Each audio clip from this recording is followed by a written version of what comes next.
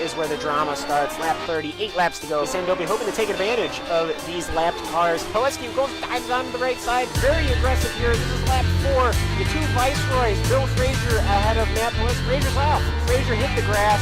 You hit that tire wall, your day is done. You know, it's lap 20. The Williams still trying to get around the Terrell team as he'll go around the lap car and around those at the same time. At the same time. He's got the inside corner. Will he ride the curb? Yes, he will. He will get him on the inside. Vito Maria leading us all into Moss's corner. Look at the beauty as his right side will cook the grass a 180, no, a 360. Oh. Who will yield going into this corner? It's really not meant for too wide as it will be Gernot. Gernot will yield. Lots of smoke picking up from that Williams car. He is pushing it to the absolute limit. 26 of 30 now. Only 4 laps to go. He's going to get the run coming out the final corner. He's going to pull up side by side with the leader. It's going to be a drag race to the finish. Who is going to get there first? It's going to be...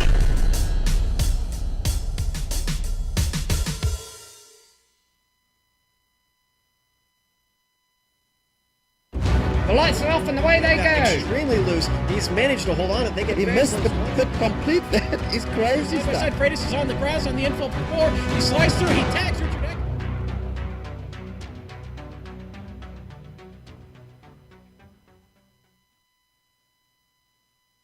The second half of the season begins in infamy and folklore. The streets have been closed, and the most prestigious endurance test changes ideas and ideals, because round 7 today for the CTC Lotus 79 series is coming from the beautiful circuit of Le Mans, Circuit de la Sarthe, here on iRacing Live and the global SimRacing channel. Good afternoon, race fans, to everybody expecting another showdown between two titans of Lotus racing at this point. I am Mr. Hashtag Do You Mind himself, Jake Sperry, taking you through the narratives and storylines for the next hour or so. As ever, alongside me is the man who is now so irreplaceable that even the trees bow down to him at times. That's Sean Crackers Ambrose. I'm Jed Yamin, who will be on camera duty this afternoon, as the legendary Dougie of the Beard has provided said cameras. Sean, Le Mans is a real beauty, with incredible looks of high speed in terms of the Mulsanne, and the contrasts into corners like Arnage for low speed, and the high downforce dependent Porsche curves. Is it safe to say that Le Mans has a slice of the pie for all races? It really is safe to say that, Jake, and geez, I'm still trying to recover from that introduction, man. Welcome to Le Mans, France, here this afternoon, comprising of private race-specific sections of the track, in addition to public roads, which remain accessible for most of the year. Now, up to 85% of your lap here is spent on full throttle, meaning immense stress on the engine and drivetrain components.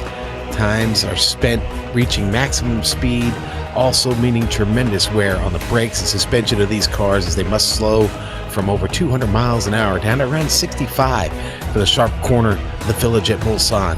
Now, since 2012, the 24-hour Le Mans has been part of the FIA World Endurance Championship, among many other great things at this legendary track. But enough said, let's hop on board the GSRC Lotus 79 and take a lap around Le Mans.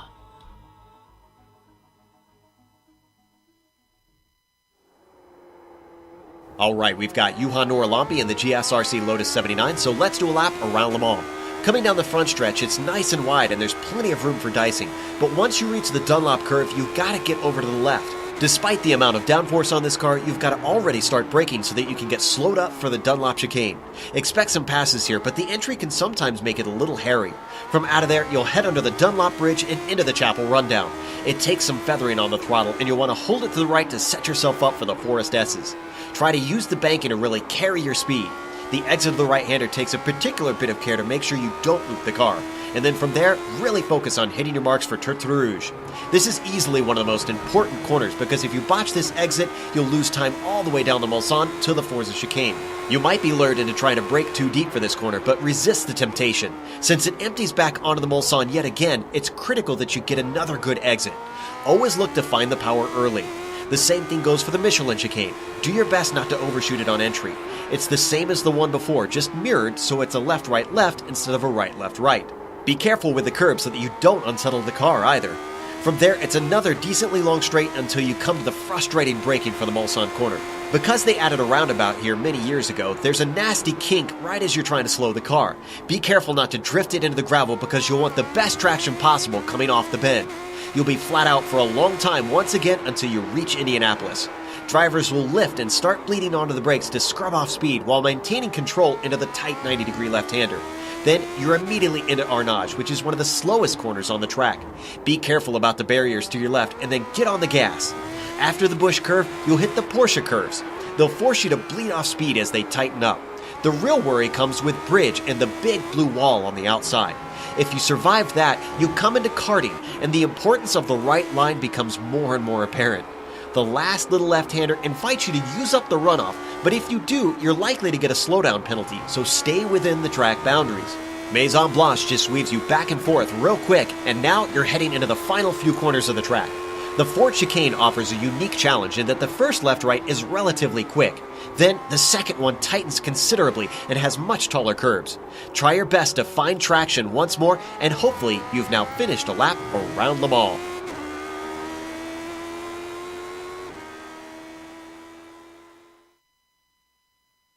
There you see the GSRC Lotus 79 having a very nice run around Le Mans. They're a little bit abbreviated because we are a little bit short for time. Series details though, round 7 of 12, 4 drops for all drivers in the driver's standings, 2 for the teams. Always very interesting when we go talk about that in a moment. Race distance though, 12 laps here today. Not long at all to get yourself going through, but of course it's always the same similar sort of distance, but 12 laps sounds very short. No stops for fuel, so we're going flat out for a sprint to the end with official iRacing points for the Drivers' Championship. Now, this Drivers' Championship, Juha Noralampi, a very familiar name at the top of the standings, and one that will look to increase his points tally in the next 2 weeks before the drop weeks come into play. 86 points to the lead over Gerd Hoferer, who really benefited from the iRacing split for 2 splits last time out. Some great results there, puts him in second. Nuno Moreira in third with just 100 points behind, but crucially though,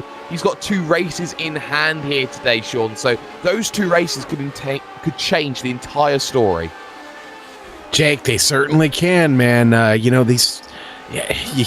We talk about the drop week mentality and how important it's going to be here. But you know what? This week, Le Mans, everything on the line. A big field today, no split, and a lot at stake. There is a lot at stake, and to tell you what's at stake right now, it's 1 second gap in qualifying between Sergio Macias and Kairi Ricola. There's just enough time for the second lap to get in. It's a 3:40 lap here with 8 minutes in qualifying, so you've got to be out within the first 40 seconds to make something happen. Teams Championship, though, it's a poor week in Gitane standards because they have completely allowed Fittipaldi Automotive to break away at the top. But crucially, though, Ferrari jumping into the top 5, and just behind that, 2 teams tie 5th place overall. Only 2 drop weeks in the Teams Championship, but closer than ever in the scrap to get on the lucky leaderboard. So consistency here, Sean, is key. Consistency is right. Honestly, there are a lot of places you can mess it up here, and in the intro I talked about that run down the long Mulsanne straight. Even with the chicanes, you're still carrying close to 200 miles an hour down to the Mulsanne corner. Boy, it's a really, really delicate entry. It's even a little bit more delicate on exit. You've got to be careful not to loop the car. And then, of course, you've got the Porsche curves as you make your way to the start-finish line at the end of the circuit there. So technical, so tricky, so many areas where you can get yourself in trouble. Consistency will definitely be the key today. It certainly will. Of course, those second laps coming in, and we're talking about the battle maybe for the iRacing Championship overall. Sergio Macias against Juha Noralampi, but we also talk about Noralampi against Nuno Moreira here today as well. That's always going to be something just to keep our eyes on. Moreira currently scored in position number 11 as he makes his way out of Michelin in towards the next corner, which will be Mulsanne in just a few moments' time. And this is a big key factor. This circuit exacerbates times. He's 2.7 seconds slower than Sergio Macias, and it's rare you hear Moreira that far back. It is, and I wonder if maybe he just didn't have a good, solid first lap. Like you said, not much time to prepare for the lap. You got to get loaded, get your qualifying set ready, and get out there just as quickly as possible because there's just no time to get these 2 laps in. Like I said, there's no buffer there in between. And the big disadvantage for Sergio Macias is the fact that he will be the first driver out of the protagonists to get over the line into the left then of Indianapolis there. The banked corner, very much mimicking that section before one of the slowest corners on the circuit. Arnage, 70 kilometers an hour, always off camber, right-hander, no room on the exit to make a mistake. And now you make your way to the fabled Porsche curves, and this is where the men between the boys are tested. Yeah, you know what? I find myself really pushing to get in there. And then once you're in there, it's like, whoa, maybe a little bit too much power. You're just sliding off the track, and those walls come up very, very quickly as you make your way through here right now. Yeah, you certainly do. And of course, with the element of that Mulsanne straight, there is a lot less downforce that a lot of drivers are thinking about taking. So they are legitimately crawling through the corners like the Maison Blanche, the cooking house, as it were. In the final few stages of the lap will be very interesting for Sergio Macias. 3:40.2 his lap time is at the moment as he makes his way into the final lefts and rights then to end this lap into the final chicane. Absolutely inch to perfection. Short run to the line for Sergio Macias, and he does himself a 3:39.6. He goes 0.6 of a second quicker. Nora Lampe to respond, 3:40.5, moves up into second. And you see the times just continuing to go down and down and down. Morera across the line, and he does a 3:42.6. That's P12 out on circuit. That's a horrible lap time by his standards. Wow. Everybody done, and that was what you have to say. A beautiful, beautiful result. But what we're going to do before we head ourselves over to the starting grid is that we're going to take a little bit of a fly over here and just watch as the Tricolor decides to make its way through the Le Mans section.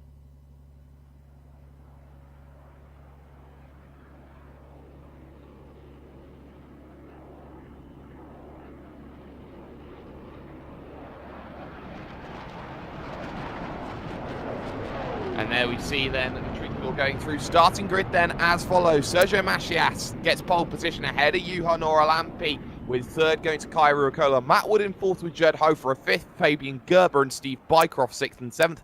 Eighth for Pablo Lumbares, Leah Hughes ninth, and Jono Friche surprisingly in 10th.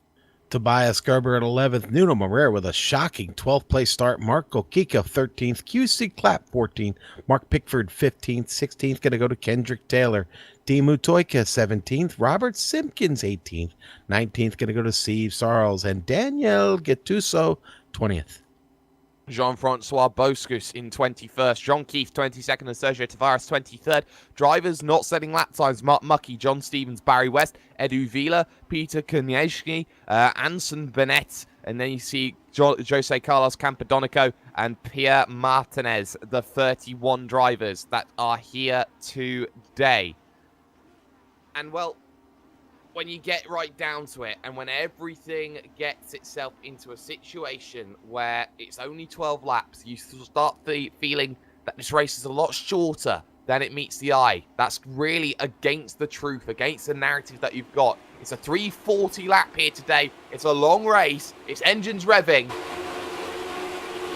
And it's green flag in the air, and let's get ourselves underway. And it's not a good start from Sergio Macias. It's a horrible start from Kai Ruokola on the second row, who will lose 2 positions on the run-up towards the likes of Dunlop in just a few moments' time. Inside line for the moment for Nora Lampe, unable to hold it side by side as they head themselves into the left-right chicane, unable to get it really sorted out, and they get themselves nice and clean in the early stages of this event. Exactly what we want to see on the run towards the S's and Tetra Rouge. John Stevens and Barry West getting together in the Dunlop curves back there, trying to get it sorted out. Some of them were 3 wide there. Some were 3 wide, so we'll be careful about that. Tetra Rouge, right-hander, everyone just slightly nabbing on the brakes before getting themselves into Draft Fest City, which means that everyone now hoping that they've got an opportunity to make those moves. Nuno Moreira, for example, has already got past the likes of Steve Bycroft and Leah Hughes and is right behind Jono Friche, which will be very important. Now watch the weave down this straight on the run towards Forza. That's very crucial. Everyone trying to close down the gaps here. Matt Wood, a driver who's always very good at qualifying, very similar to Mark Webber. Worth noting about Mark Webber and the massive moment he had here back in 98 here, Sean. Yeah, massive indeed. I believe that car was airborne. Is that correct, Jay? Yeah, it's definitely airborne was one of them. I believe it scored a touchdown over some signing and went into some trees wide left. Oh. So That's the thing that certainly did happen, but Nora Lampi against Mashias, unable to make the move, deciding to back out of it in the early goings here. And this is something very interesting. You can save a lot of fuel. Under-fueling may be one of the strategies that is put into place today here if you are stuck in the draft here today.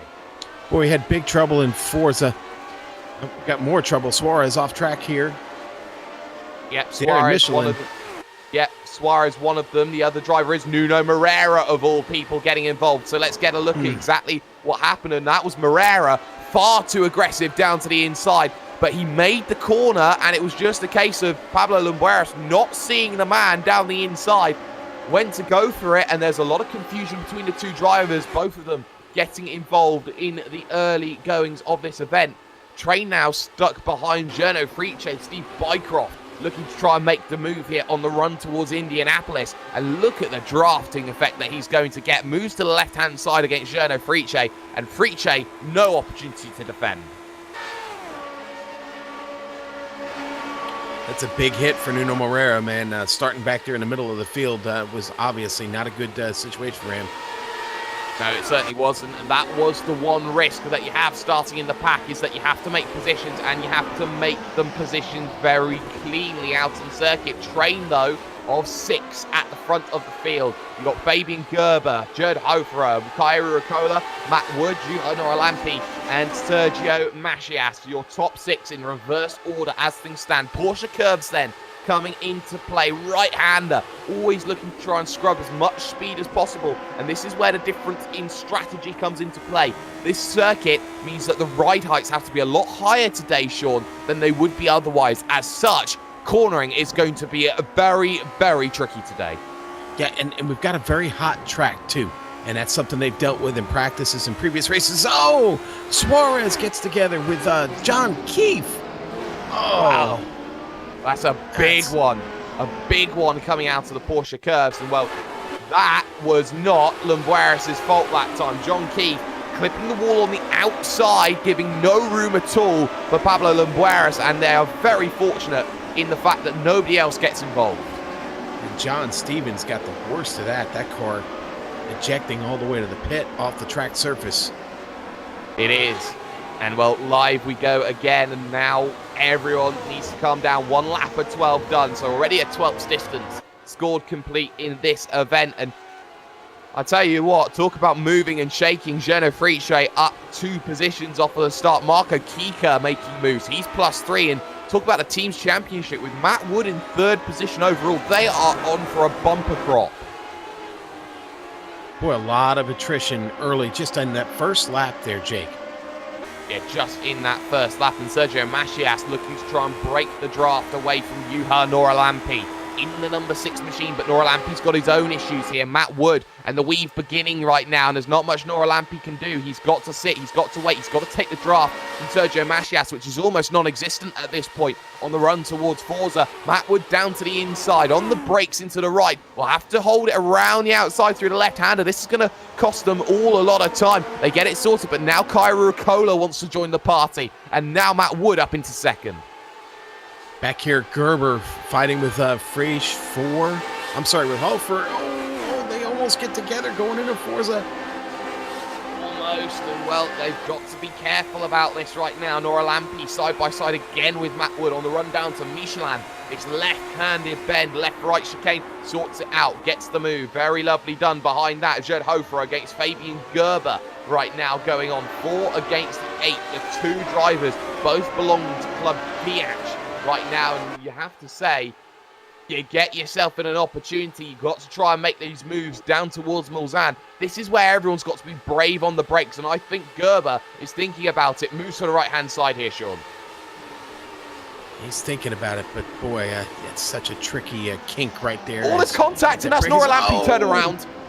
Contact between Noralampi and Wood down at Mulsanne. Always a very difficult situation, and Noralampi will be fuming because that will take a lot of points out of this championship. Wow, replay up on screen for you. Just gets down on the brakes, and that was just a case of Matt Wood being a little bit too greedy through the apex of the corner. There was a little bit of tracking wide from Noralampi, and I don't think there's much you can say that Noralampi could do wrong there. Yeah, Jake, you've just got to break a little earlier here and rely on a better exit. He was just pushing too hard, obviously. And looking at the vehicle of Matt Wood, there is no damage to speak of. That's very, very crucial when you get right down to it. He's side by side through Arnage with Steve Bycroft, looking to get some very crucial points in this event. It's completely changed the complexity of this event. Now Marco Kika up just behind his teammate in towards the Porsche curves. Matt Wood will send one back down to the inside of Steve Bycroft, and Bycroft on the outside, I'm not sure how much he can do from there. He's going to try and track it, but it's a one-line suit-saw corner, unable to make anything happen. Very interesting in the early goings. Bycroft kind of smoked it down in Indianapolis there, and that really, really hurt him. And then now we've got Kika trying to get around here. Going to try and take him here into the Porsche curves. Well, he's already gone through the Porsche curves. They're already looking towards the end of the lap right now. So this is how the field looks. Sergio Mashiath leading and dominating this lead after the contact. Kaira Rakola, second position. Fabian Gerber, third. Jono Friche in fourth position. Out on circuit, started in 10th overall. Matt Wood, fifth. Steve Bycroft, sixth. Marco Kika in 7th. And Jerd Hofer under pressure now from Clear Hughes, the Welshman right now. And the Welshman hoping to get something very similar to Elfyn Evers. Slow down for Steve Bycroft, though, out of the final chicane. They are deadly there. Not hard to pick up, but nice run by Hughes here. A nice run from Hughes, but Clear Hughes unable to make that move down in towards the SS section. There's another vehicle that's slow. That is John Keefe, a lap down already, having to negotiate early goings. Hofer, though. Let's talk about Jerd Hofer, because he gained a lot of points last time out at Zandvoort because of the split. His third place finish got him over 200 points, and that's the strongest point score he's had all season long. Well, it really helped, didn't it? Yeah, it's maybe a little harder to get that kind of a points haul today, but that run last week was pretty incredible and really, really helpful in his hopes of a championship. Really helpful in terms of his hopes for CTC. Pickford versus Gerber, though, side by side. Mark Pickford defending the top 10 overall, but for how much longer? Tobias Gerber, the DH driver, on the inside, then heading towards quarter, but unable to really get the overspeed coming through this section. It seems that there's a little bit more grunt, and there's a vehicle off just in front of them almost. That was Steve Bycroft taking way too much out of that chicane at Forza. Very lucky lad to still be going. Seemed that the vehicle broke on him a bit there, Sean, in towards that corner, and with that Armco barrier just so close there, it was almost impossible for him to avoid it. Back here watching Nuno Moreira try to recover here.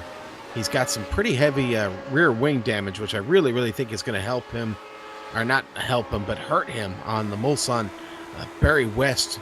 He's trying to grab onto the toe here at Barry West and just stay relevant in this race, but 19th place is how far Nuno's fallen to.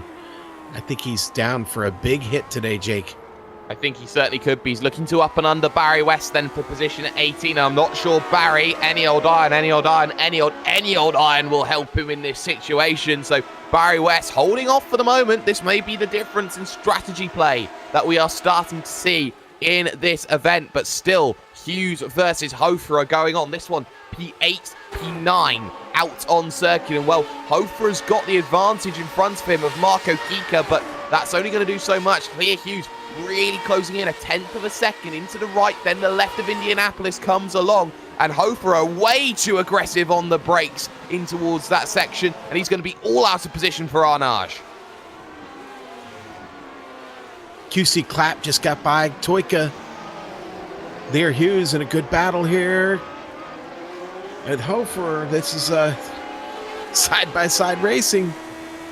And the Porsche curves come next then between Hughes and the driver, Jerd Hofer. Hofer on the inside will have the advantage, getting the toe ever so slightly from Marco Kika. That may just be enough to hold that advantage. Clear Hughes stuck on the outside track, unable to make anything happen as they head now towards the likes of Maison Blanche in just a moment's time. But what you have to say is, there is a lot of chopping and changing when it comes down to this championship battles that go on. The team's championship, very crucial. You've got Kika and Wood 5th and 6th in this event.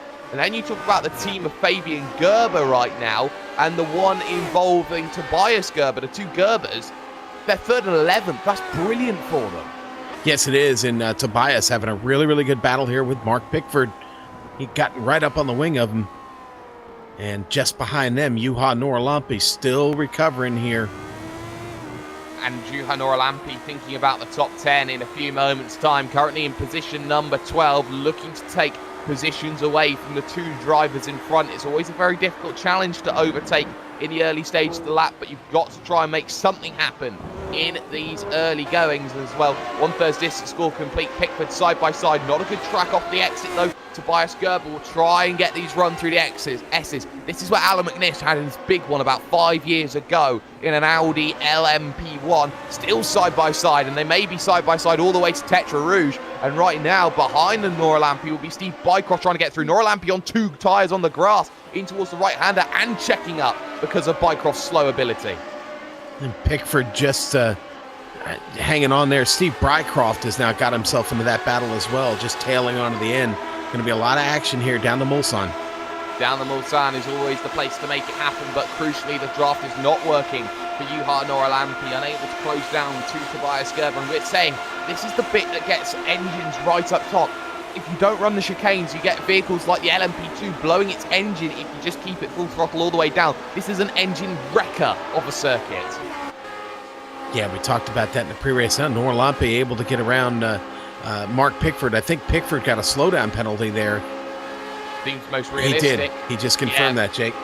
Yeah, he did. He certainly slowed his way down a little bit, but now look at Bycroft now starting to attack Norlampi. Norlampi goes defensive into Forza, but it's the outside which tracks to the inside for Bycroft. This is what Norlampi doesn't want, but look how much easier he can hit the brakes down in that section. There's a difference right now between Steve Bycroft and Juha Norlampi, and that's what Bycroft has to learn to gain that momentum. And the battle for P4 right now, Gerber, well, Friche under pressure now, side by side with Wood, and Wood's through. Wood is through, and you know what? Not a bad run here for Wood as in the early stage of this race. Yeah, he had a little trouble there early and a little hot into the braking zone, but he seems to have recovered from that pretty well here, Jake. Certainly has, and well, something that is worth keeping an eye out on is who's going to be gaining the most points out of the championship contenders. And if you're someone like Kaya Rakola right now in second position overall, and you're seeing Norlampi outside of the top 10, those are major points you can be gaining. This may have to be chalked down to a drop week if you happen to be called Juha Norlampi. Pickford overtaking Steve Bycroft again in Indianapolis. Pickford going to get away clean, but runs it out too far to the right there. Bycroft going to take it back. It's so easy to do, though. It's that simple. You've got to just keep it on the island. In Indianapolis, very much like Indianapolis, take yourself in, spit yourself out. There's not much you can argue against that corner. Then you got Clapp, then you got Norlampi. And Norlampi, for all the love in the world, has gone nowhere but backwards this lap.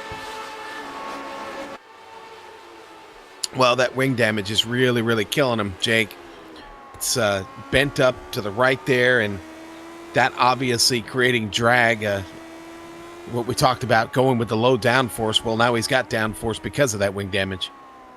Well, that's a blessing and a curse at the same time. Completely wide. Now Timu Toika may want a piece of the action as well. As actually, it's his teammate just in front of him with QC Clapp that's just gone through. So Toika now closing that gap down in, hoping to make this move for position number 13. Unlucky 13 out on circuit, but a vehicle running wide just in front yet again is the driver of Mark Pickford. And Pickford, if he's not careful, has to be careful. Timu Toika being ultra aggressive and getting hung out to dry. No chance you're getting through, son, says Norlampi.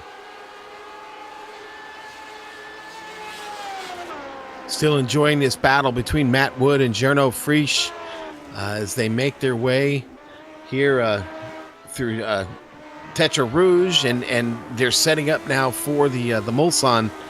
Look for Frisch to try and hang on, get in the toe here, maybe make a move down at Forza. Runs a little bit wide off of the exit there, does Jarno Frisch through Tetra Rouge, but now the opportunity to make that draft count against Matt Wood. They're 3 seconds back of Fabian Gerber, and look at the lap times. A 3:43 was what Fabian Gerber was managing. Compare that to Sergio Macias. A 3:42.2 was his last lap time, the race leader. And that was the fastest lap of the event so far. So a lot of times tumbling here at the circuit. And with these really hot conditions, it means that understeer is becoming a massive, massive issue for a lot of drivers, and that tyre wear is really going to be affecting drivers, especially the likes of, say, a Mark Pickford, who's already struggling on lap 5. Yeah, and we barely talked about the tires, but so easy to burn those up here at Le Mans. You know, obviously we know, we talked about 80% of this lap spent wide open, but it's the turns, it's the hard braking zones that throw all the heat into those tires, and once they get too hot, it's really a hard car to manage. It certainly is, and being a very difficult car to manage, even in normal conditions, you hope that hot conditions do not accrue. And, well, GSRC unable to close down there during that Mulsanne, and that's very interesting to note, because they are trying to close down Fabian Gerber, who was about 2.4 in front of them by the time they finished on that last lap. Matt Wood, I think GSRC is thinking, let's just get to Fabian Gerber. Let's start fighting for a podium. Let's think about it. This is tactical thinking from the man with the number 1. This is the guy who personifies what you have to say is racing in terms of Lotus 79s. Are you starting to think that maybe Journo maybe tried to play it a little bit safe and dial a little bit more downforce in that car than he needed? Not that he needed, because it's going to mean that he's going to be quicker on those shorter sections, the likes of the Porsche curves, where you need high downforce down in the vehicle. I think he's taking the other way forward, and it's a worry that's been going around all season long about this circuit, is how are we going to manage it? It's a two-way circuit. There is a long Mulsanne, which you spend at least a minute and a half on, but around the other section of the track, you can't make them less important. Well, Masia seems to have really found the key, Jake, because he's checking out, man. He's dialed in, and he's just checking out here. Well, he took his bags from Le Mans, and he said, you know what? I think Paris is a better alternative for me. I'm going to go run away. And so now Sergio Macias with at least a 5-second advantage as things stand right now, as he heads on to lap 6 of the event here, heading through the lefts and rights to end this lap. Of course, Bugatti course on the right-hand side, unable to run that here on the iRacing service, but again, fastest lap, 3:42 flat, absolutely decimating the field as things stands. And to tell you about Gerber right now, that was not a good lap, 3:43.5, 3:42.5 from Matt Wood. He closed down a second on that last lap. Listen, we ignored Kaya Ruokola turning in a 3:42.8, Jake. Best lap of the race for Kaya. Yeah, and Kaya Ruokola now understanding he's got to close that gap down to Macias, but he's only losing so much. But that's something a little bit worrying, is the fact that 5 seconds down the road is Matt Wood running very similar lap times, if not 0.3 quicker. So there may not just be a fight for third, there may be a fight for second on as well. A little further back, Pickford still able to hold off QC Clap. Battle for 6th, though. Kika, Lear Hughes. And Lear Hughes has already dispatched of Gerd Hofer, and he's happy that he's dispatched of Gerd Hofer. And now he's got to make his way past Marco Kika. This will damage the team's championship and the really good result that this team will have between Matt Wood and Marco Kika, which they need to get back into that team's championship fight. Very close, about 0.3 of a second, but they're bottoming out a little bit, and that's why we're not seeing some of the overtakes down this section. But it's a wide track there for Marco Kika, and Hughes will close again. Yeah, and you talk about the bottoming out. That's where setup comes into play, Jake, and it being so important. A little bit of study, maybe using your replays a little bit in practices to try and figure out where you're bottoming out and where you can make your ride height adjustments. Over 300 kilometers an hour, 310 they try and hit. Lear Hughes hits the wall, though, of the air when he tries to pull out and make that move, unable to make it happen again, having to sit in line and track and wait against Marco Kika, who makes a big hash out of the exit of Michelin. Side by side, they're going to go then on the run to Mulsanne. And I think Lear Hughes on the outside needs to get side by side. And look at that, they almost touch. And Clap's around. Oh, yeah, Clap, who was battling so hard, is off. We've got a replay of that. Oh, that's a very interesting moment, because Nora Lampi has a big twitch in the middle of Forza just in front of Michelin, even just in front of him. And it's just Clap going off in sympathy, a little bit scared of what's happening to his teammate, and as such, loses about 4 positions in the process. back up to that battle with Hughes and Hofer. Hughes still just not able to, or I'm sorry, Hughes and Kika. Hughes just still not able to complete that pass. It's let Jared Hofer come back into the battle here as they get into Indianapolis. And that's not necessarily a bad thing, because Hofer could make the move for here, Hughes, and he could follow on in tow. In front of that, Gerber's been caught between Matt Wood and Journo Friche. So Friche now needing to try and make positions. The battle for the podium most certainly now is on.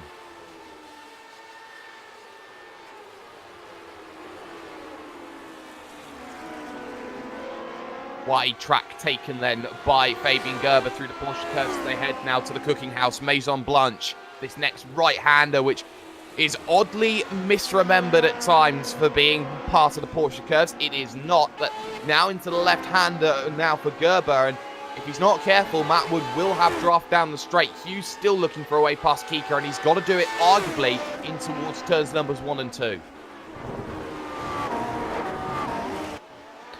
You know, Jake, I've never seen a boring race at Le Mans.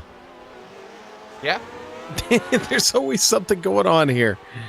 There always is. The gap, though, between the leading two is 7 seconds. 3:41.9 Sergio Macias. He's going even faster. Yeah. It just seems that he's got more and more underneath that tank as the battle for the podium now heats up. Gerber, Wood, Friche in towards this next section of Dunlop. They come along, and Kika behind that, defensive, but holding the position.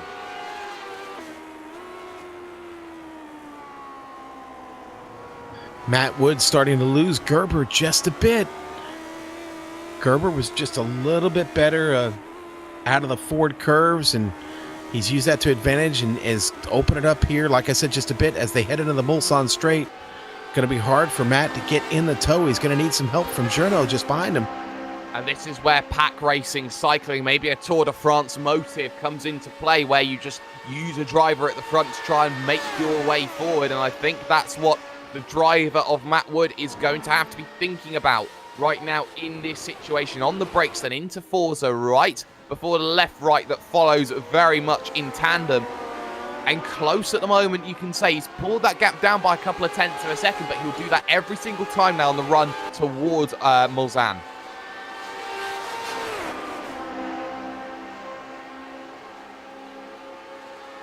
Here comes Hughes again. Back on the attack. He's certainly thinking right now about making that move. He's got himself within a couple of tenths, within 1/10 of a second. Needs to move out to the left-hand side. Is he going to make it decisive down to Forza? He's later on the brakes into the left-hander. He makes the move stick, but he's got to be careful about tracking wide through this part of the section. He gets the move. He takes points away from Marco Kika. Now it's about how Kika responds and if Jared Hofer wants a piece of the pie. Oh, Jared definitely wants a piece of the pie. He's hungry. I can almost see him foaming at the mouth there, Jake. Oh, and looking at the driver, go. Journo Friche, he runs a little bit wide just in front as well. Hofer has a look as well in towards Mulsanne on the outside track, trying to get the up and under, get a good run here on the run towards Indianapolis.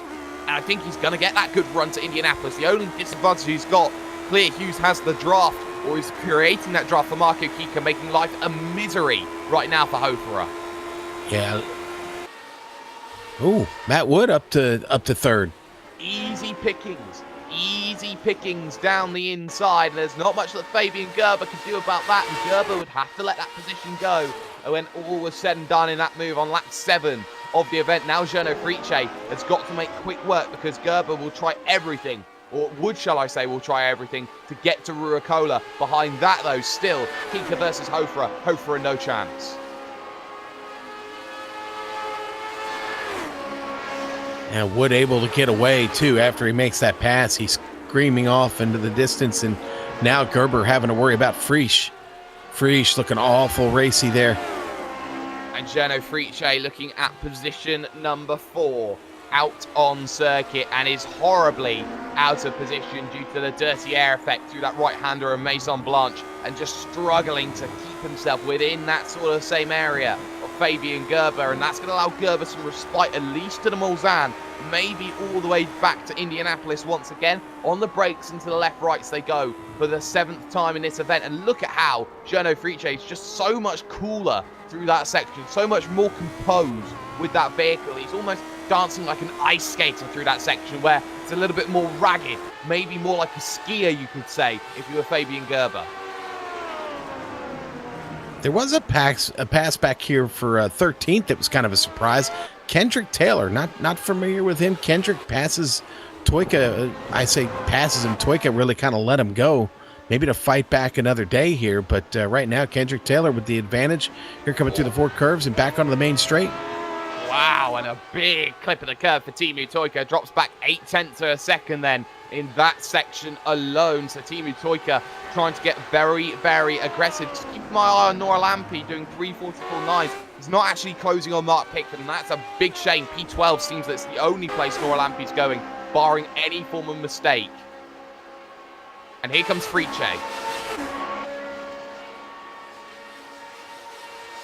Yep, Prix right up alongside him, going down to the Ford chicane. Forza, I'm sorry.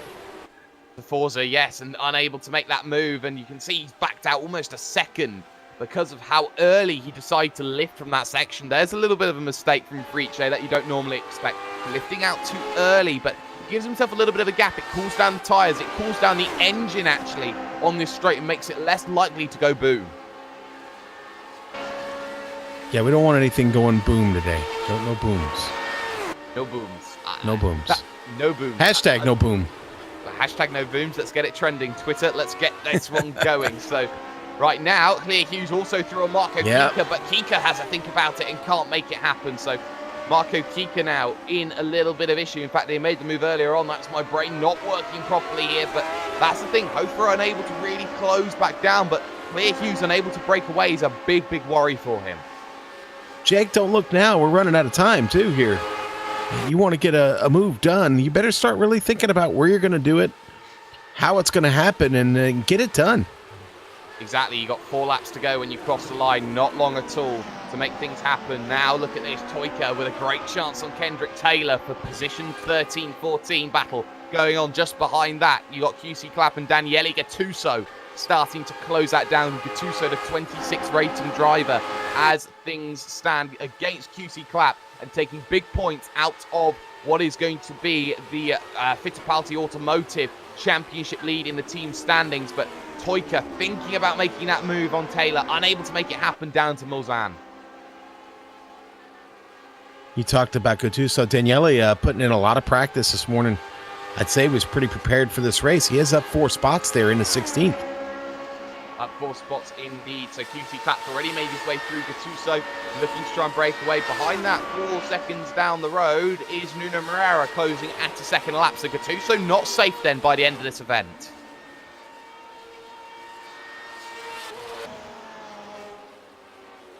Boy, Lear Hughes was trying to make a move there on Kika heading into the Porsche curves, and he thought better of it. Jerdhofer right on top of him. This honestly probably the best battle on track right now here, Jake. These 3 have just been fighting tooth and nail here for most of this race. And Kika has made his way through, gets a huge slide there through that next section of corner, and that's going to allow Clear Hughes an opportunity on the run towards the Ford curves and the final braking zones on the circuit. No, can't make it happen into the left, right, hoping for mistakes. Not going to be happening just yet. So and a big wiggle through the middle of the apex there from Marco Kika. Oh. A huge wiggle off the exit for Clear Hughes, and Hofer has to get right out of the throttle as well. Battle dissipates.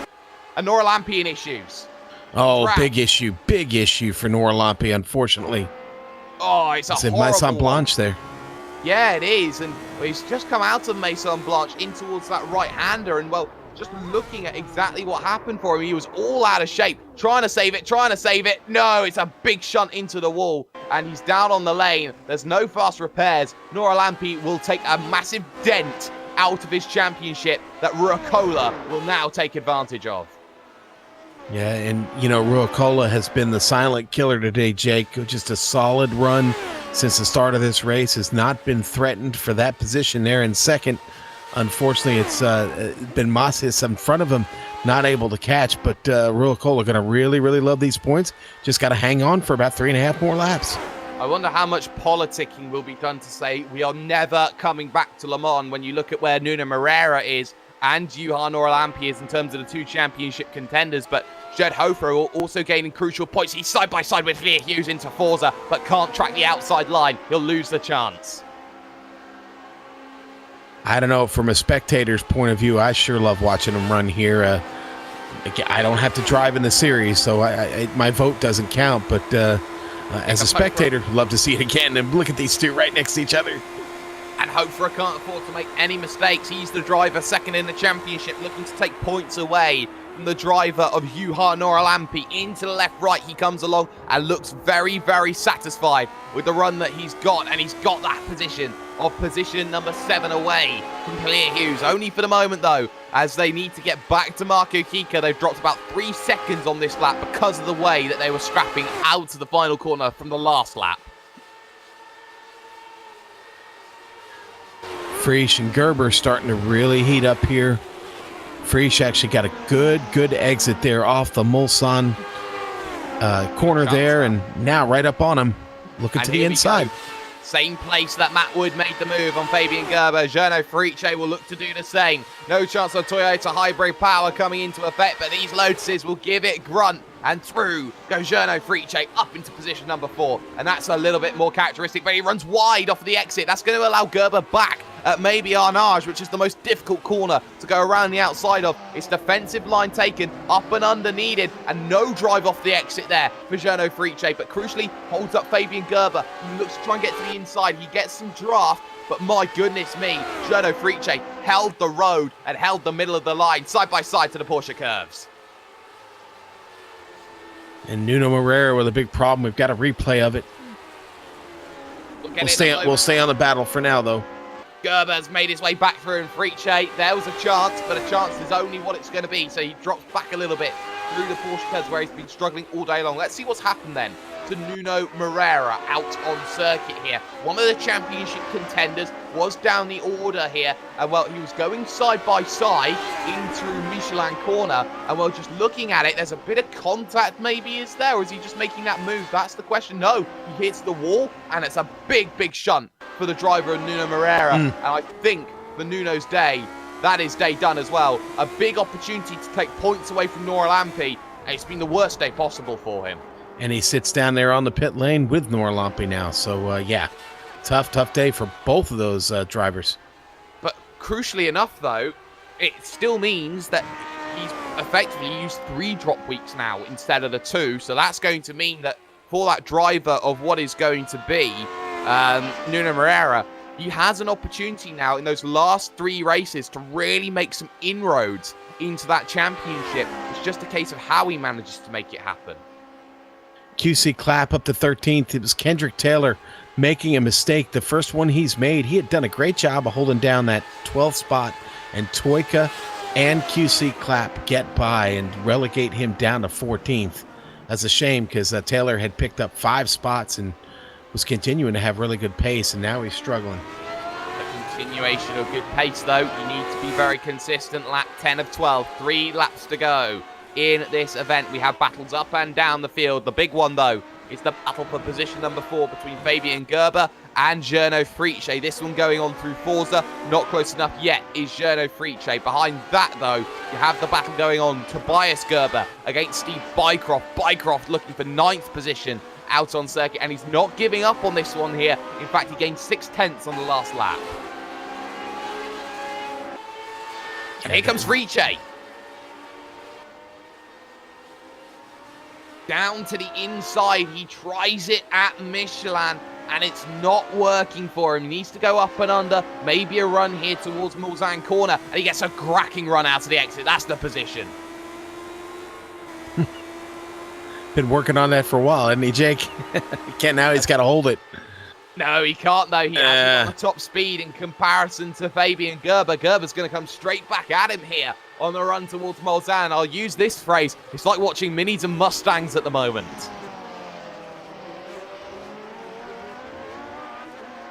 And look at the run he's going to get here, Sean, on the run here to Indianapolis. Running wide off the exit there was Gerber, but they're going to track out side by side at this stage. There's where the power goes away. Yep. Better acceleration for Gerber. Yeah, you can see where Frisch starts to stall out there. trying everything, but it's the inside line for Indianapolis for Fabian Gerber. He's just got to hold the right before it, side by side, and I'm not sure they're going to back down. They don't back down, the pair of them. They leave each other space. To the outside again, though, will be Journo Friche, and Friche will be stuck on that outside. Maybe send one down the inside. No, he's caught on the curb coming off of Indianapolis. Lucky to not clip the Armco. Yeah, he almost lost it on that curb, Jake. You saw the rear end of the car get a little squirrely there. And he's going to lose a little bit there to Gerber. And with a decent exit out of Arnage, he is able to keep himself close there, right under the wing of Gerber. Right under the wing and hoping to gain some momentum. He moves to the right-hand side for the Porsche curves. He hopes he can make that move. He struggled all day with the Porsche curves, unable to make that happen. And as such, into the corresponding left-hander, who will start to drop back ever so slightly. But he's running better here than he has done on previous laps. So that's something worth keeping an eye out on. Hofer, Fuhrer, and Leah Hughes. Tobias Gerber still holding on to Steve Bycroft, but we've still got this one. QC Klatt, Timu Toika, and Toika's lost the position to Klatt. Klatt making gains, helping that team's championship come back into play. Yeah, he's just about lost Toika. QC got to be careful here over these last couple laps. We talk so much about consistency. If anybody needs to be consistent right now, it's him if he wants to keep Toika there in the mirror. Got to keep the points going in the championship. Gerber, though, under pressure. Here comes Journo Friche. He thought about it. Into the left-hander. Wasn't brave enough in towards this section of circuit that they have going on there. They've just headed through that first chicane of Dunlop. Now into the S's. They head along, and you can see Friche struggling. There's traffic in front, though. That's Jose Carlos Campodonico that will get out of the way, probably down on the Mulsanne straight, which will be massively beneficial for Fabian Gerber to just get a little bit of toe coming out of Forza, getting away maybe a little bit from Journo Friche. There's the move to the left, easy as you like. And I don't know if you noticed it, Jake, but Sergio Masas just went a 340. Oh. He's right. Stop! You're winning already. You don't need to rub it in. Drivers are struggling to make 342s and you make a 340? My goodness me. Well, talk about being on another level. If you want to be on Mashat's level, and Stevens there just letting through traffic there. I thought he was off there for a moment, but he's 4 laps down, so I had a little bit of a worry there in my mind with the vehicle pulled off to the inside heading to Forza, but still Friche and Gerber going on, and right now, Fabian Gerber, here comes Journo Friche.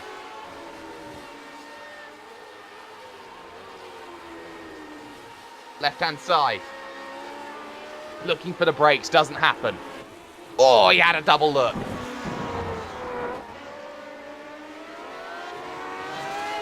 Well, Sean, you have to say it right now. Fabian Gerber's lucky because Friche almost just careened into the back of him. Yeah, he did. And another really good battle we're watching right here is you've got Tobias Gerber trying to overtake Bycroft. And boy, Gerber been working on this for a minute, and they've got a little bit of traffic right in front of him. Could split this up, and now he gets out of the way. That was Capadonico getting out of the way there.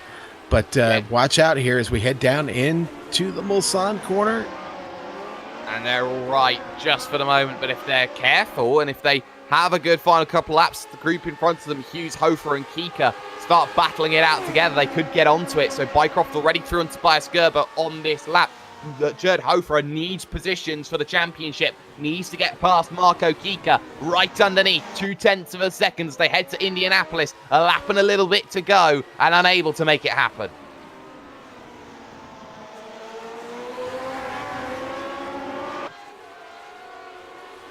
Boy, nothing decided here in the top 10 except for maybe the podium is the only thing that's looking decided. Everything behind it is a race. Oh, it certainly is, and we hope for a podium battle. That may not be the case here today. It may have to rely on errors from Ruokola and Wood, who haven't had anything going on for them. But Matt Wood, this is a coming-of-age drive from him today. I would agree. Absolutely, yeah. It's looking to be his best result of the season for sure.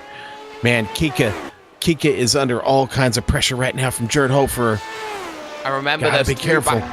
There's 2 battles going on. Hofer for the driver's title, and then you got the team's battle with Marco Kika, with Matt Wood up on the podium. This will be major points they'll be taking out on the championship, bringing that back down to the Fittipaldi Automotive, who loses arguably almost all of their points just relying on Clapp in 12th position overall. With Nora Lampi out, they chock themselves up. Side by side, they will hope for on the final lap. Very squirrely off the exit, those Hofer. He'll allow Clear Hughes the opportunity in towards the Dunlop chicane. And I think Clear Hughes will not get a second invitation, but it seems that he needs that second invitation. And the white flag is unfurled and out. Sergio Macias working on his last lap here around Le Mans.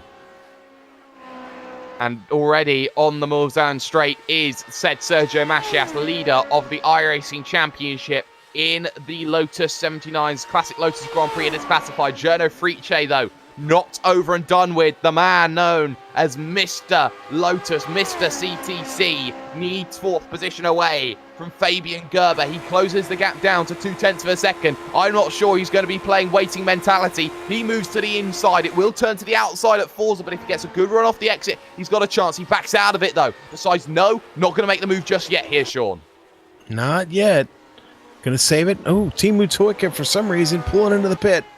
Might have missed it. He did miss it on the fuel there, Jake.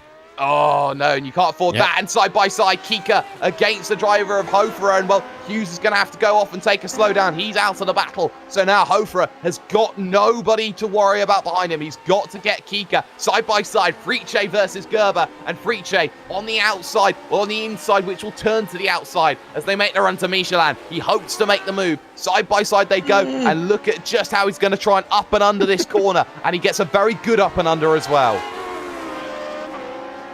Oh, there he goes. Slipping to the outside. He'll try everything to make a move. And right now, on the outside on the run towards the right-hander, he will have to try it here. Will the driver of Gernot Friche? It's bold to do it around the outside at Mulsanne. He backs out of it. He thinks there's a better opportunity. Maybe down at Indianapolis. Maybe I have a chance coming towards the Porsche curves. And Hofer is through on Marco Kika. Huge overspeed in towards the Mulsanne corner. And that is easily done by the driver of Gerd Hofer. Up finally into position number 6. Here, though, still comes Gernot Friche, looking at position number 4. He moves to the outside to try and make that move. He gets himself the inside then for Indianapolis, but it's not decisive. He tracks way too wide. He needs to bring that one, tether it back down in, and there's almost contact between the two, but they hold on. Wow, they hold on somehow. Kika and Hofer are both off the course. Unbelievable. Unbelievable. That was on the run towards Indianapolis, and there was no room between the pair of them. Trying to be very aggressive on the defense was Hofer. The pair of them come together. Hofer will have to crawl that vehicle home at the end of the event. But we'll get a replay after the flag because it's all about Sergio Macias here. Muchas Macias. You will say again, the man seems indomitable at times, and there's a reason why he's not in the CTC, because he dominates it, slows it down for the final 2 corners. Sergio Macias wins at the circuit of Le Mans in decimating fashion, with Kaya Ruokola second, and 3rd place will go to Matt J. Wood overall. Gerber will hold off Gernot Friche, but out of nowhere, there's a top 5 in store for Clear Hughes, and what a drive from Clear Hughes indeed. Yeah, a good, solid race for Lear. He, came up 3 spots, started just inside the top 10, and now he's going to wind up with a P6, and a good effort by Croft. Gonna save this run and get himself a 7th place finish just behind. Gerber going to come across also in 8th.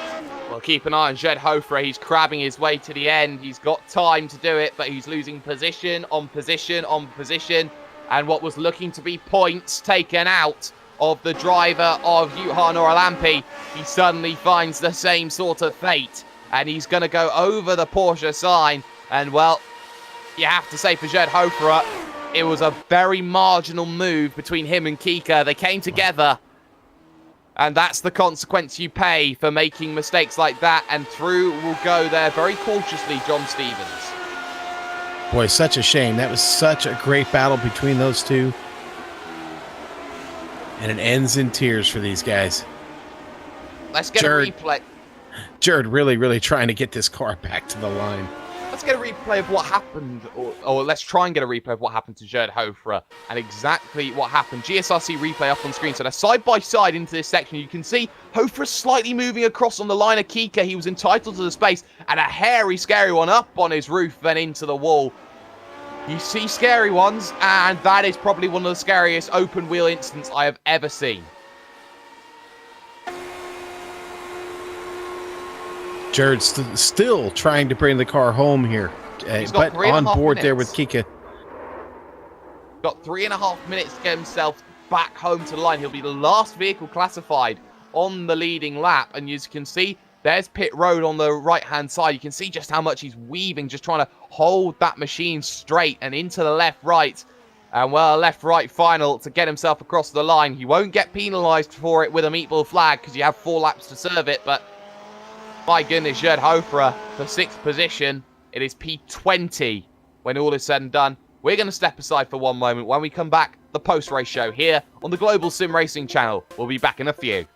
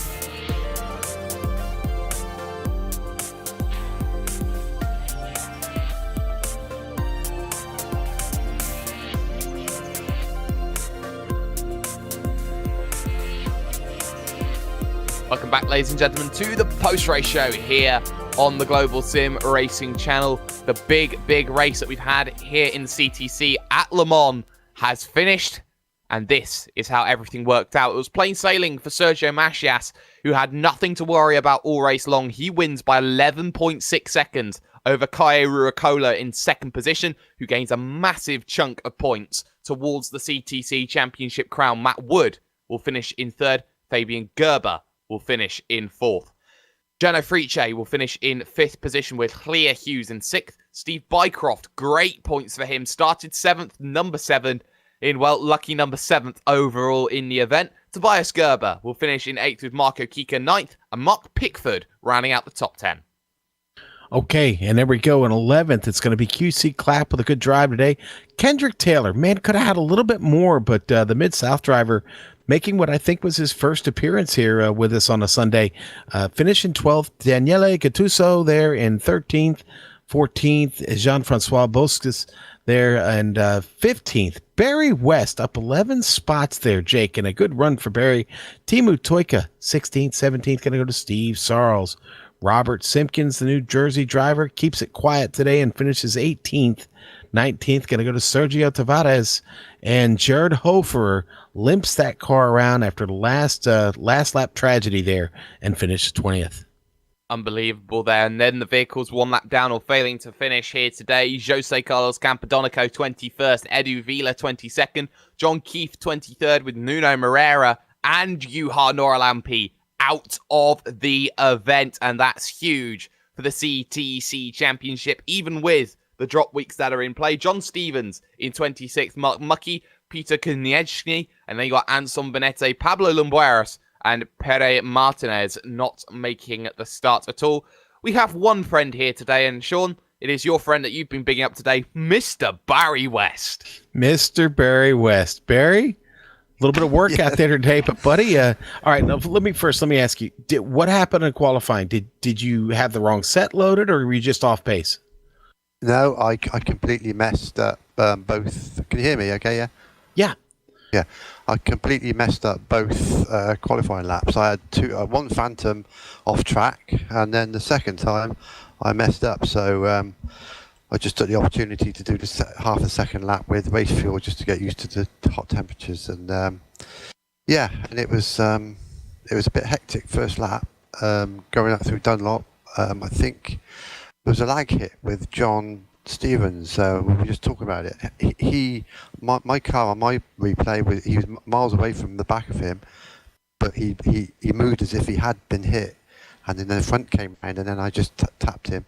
But he was crowded in that corner. There was a good 3 cars trying to go around there. But I didn't think I had much damage. But then I got caught up in the melee down in the Porsche curves. I think it was lap 1. And I slowed up, missed it all, and then I think I got collected by Robert and pushed into the wall, and then I had damage. Then all race was not the braking was I was braking 50 meters earlier because it was not very good. But yeah, I had good top speed, nearly 200 mile an hour, so it was I knew I could gain back on the straights. But Jean-Francois in front, Nuno caught us up. And he didn't have much.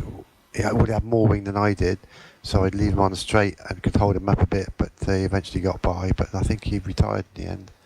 But yeah, that was a good race. I quite enjoyed it. But it's not a nice track for these cars. I said that during the race. It's fun for the spectators. We love the race. Maybe not so much fun for the drivers. Now, let's talk about the track temperature. It's about 45 degrees out there, and man, I know you guys have been practicing with that all week. But what kind of tire pressures were you having to run with that? Well, I was got 114 Fahrenheit. I was running 19, which is what's 19? It's 131. So yeah, care of Mark Pickford, who's my teammate, he let me loan his setup, and it was set up for hot weather, and it would work well in cold weather as well. So it's just getting used to the braking distances a lot further in the hot weather, especially when you haven't had a chance to practice this hot. It can be really difficult for people who just turned up. I mean, there's a few new guys there today, I think, but I don't know how they did. But it was. Yeah, I'm pleased. 26th to 15th, that'll do me. Could have been better, but I should have learned to start higher, shouldn't I? Well, you know what? Listen, it was really. I think that does qualify you as the hard charger of the race. So take that home with you and celebrate, my friend. You survived a trip at Le Mans. Yeah, difficult race. I did the 24-hour race here. earlier on in this year or last year, I can't remember now, but that was an ordeal. Yeah, this year, yeah. And we had a CTC. We did the HPTs. I can't remember what it was now. But that was what I was going to ask you. What car were you in? I think it was HPTs. Yeah, but it was that was an ordeal. I got much more respect for those 24-hour races now than what I had before I attempted it. It's must be a real ordeal in real life. But of course, you couldn't sleep even if you were not driving. You just want to see how the team was going. Right. I think I got about 4 hours sleep. I think, but yeah. Yeah, it was good. Good experience. I think I'll do it again, though. It took me 2 days to recover. Well, hey, Barry, thanks for taking the time to come in and talk with us. We'll catch you next week, my friend. Yeah, cheers then. Thanks. And cheers to Barry West. Again, really the hard charger of this race, picking up all the spots he did. A very, very demanding circuit with all kinds of trouble unfolding in front of him. Good stuff out of Barry today, Jake. Yeah, fantastic stuff out of Mr. Barry West. And, well, nobody else swinging by the booth because they're probably trying to find out how much they're going to have to take out of their wallet after this event. I'm afraid that's all that we're going to have time for then on what is an early afternoon in the United States. So we must offer our thanks to all of you who have been watching the action here this afternoon and to all the drivers and teams of the Classic Teams Championship for their stunning battles and their decision to fly GSRC. Thank yous also have to go out to the companies, equipment and software that have been involved or affiliated with this afternoon's broadcast. And of course, we'd like to thank Eric Ekholm and Casey Lalonde for what is the music that you have heard this afternoon. Details on how to contact them are on screen right now. And speaking about contacts, if you are wishing to have your series broadcast or you just want to find out when the next dose of sim racing action or otherwise is live, pop over to globalsimracingchannel.com or check us out on social media with the Twitter handle @GSR Channel or catch us on Facebook as the Global Sim Racing Channel.